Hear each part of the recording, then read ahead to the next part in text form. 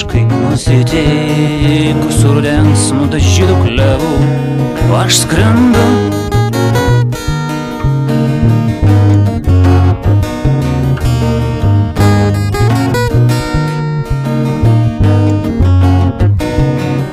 Virš mieste pasiklydusio vaiko ir jo žvilgsnio ir verksmo bailaus, ir kažko, kas negali nurimti, nesuradęs kito žmogaus, aš blaškaus.